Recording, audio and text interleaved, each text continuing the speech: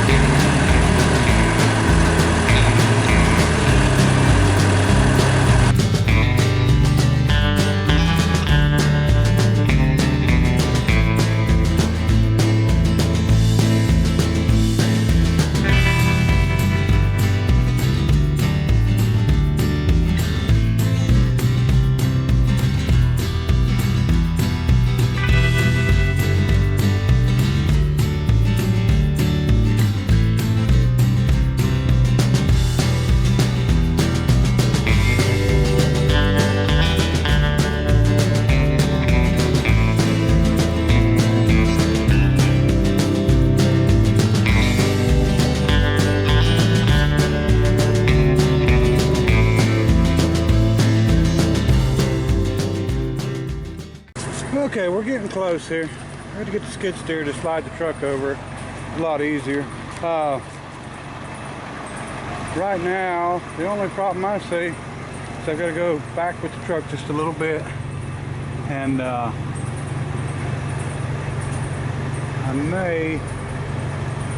could take the wheel lift and actually push the bed forward. That's probably going to be the best bet. Use the underreach on the wrecker to push it this way, and looks like we're just I don't know, inch and a half forward. We're about lined up where we need to be. But and the only other issue I see is these cylinders. Hopefully we'll clear the front of this mount. You know, these actually turn up and go up on top of the frame. They're just laying on there now. When they're all the way down, they should clear. I mean, worst comes worst, we can trim a little bit of the corner off, but basically that's how they sit. And that's about where my cross member is going to be, my drive shaft, so it's going to work out pretty good. But I'm going to see if I can get this thing pushed forward just a little bit, the bed forward or the truck back, and so we can start getting some of them new grade 8 bolts in it, and we'll be rolling on. So I'll set you back over here where you can be bored a little more watching. You're hanging on the front bumper of a Willys Jeep or Jeep truck. So you get to take a ride on a Jeep today. All right.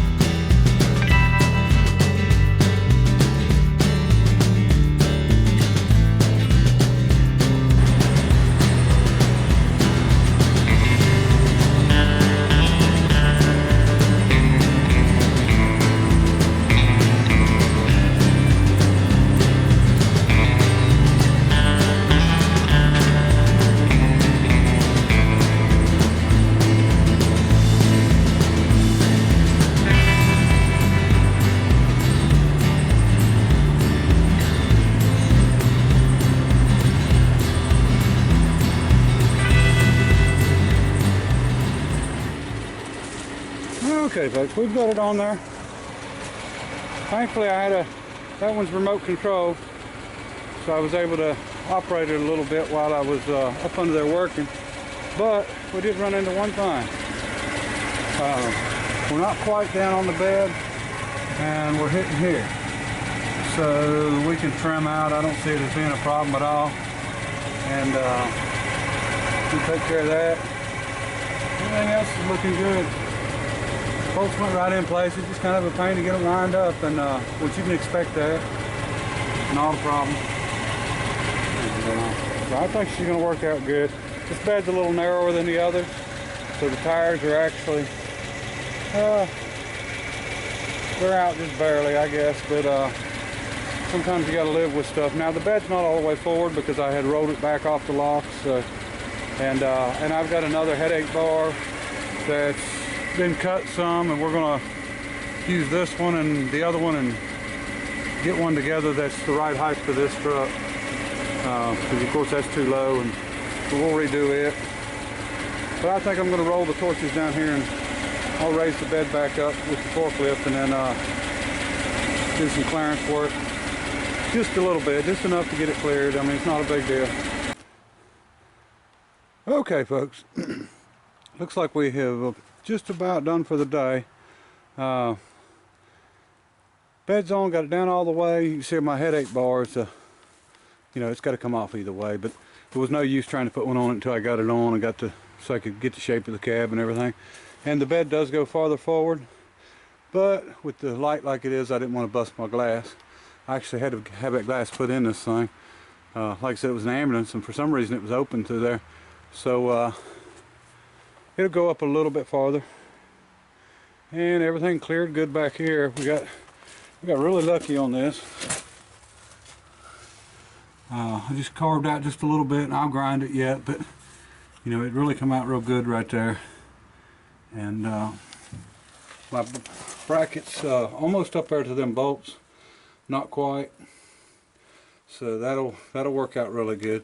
And we can get them drilled, bolted. I'll show you the other side here. Well, you know, everything's plenty high enough back here, and I've got this thing about, it's probably at ride height right now. You know, the airbags will come down quite a bit from where it's at, but I've got it blocked. So yeah, you can see how close it is to the bolts, but that works out just about right. Won't have any problem there. And this side, cut it a little farther down, but I mean, it clears it just fine. Not going to hurt a thing. And I've got it, like I said, on a 4-inch block, but we'll get that out and get the locks in and stuff. But you know, I need to wait until I can get the bed all the way forward, and everything is going to look good. I mean, it come out really good. I don't like the fact that this is narrower. The bed's a lot narrower than my other trucks, probably 4 inches or so, and you can see them tires, but we can live with it for no more than what we've got in it.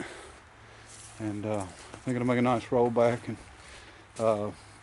and I'll get the driver down here and he'll clean it all up. He enjoys cleaning the trucks. So, and we may paint this one red, but the main part's done. And you know, I'm not gonna, probably won't have another video on this one. If you know, maybe a finished video or something, but that'll be it. But you know, you see how it's done, and you know, don't let the excuse of I don't have help stop you from doing something like this. You know I had a lot of equipment here to be able to work with, but I used to do this stuff without a lot of equipment. And I've actually got a chain that is stuck between two trees out here, where I used to use it to lift stuff up. You can see it's in this, it's between these pines here, and I don't know that I could get it out without cutting the bolt. Or that chain is pretty tight, and if you want to know how to get a chain tight like that between two trees, just put it on the trees and then wait for 20 years, and that's what happens. But I used to back stuff in between them trees and do this stuff, but you know, just don't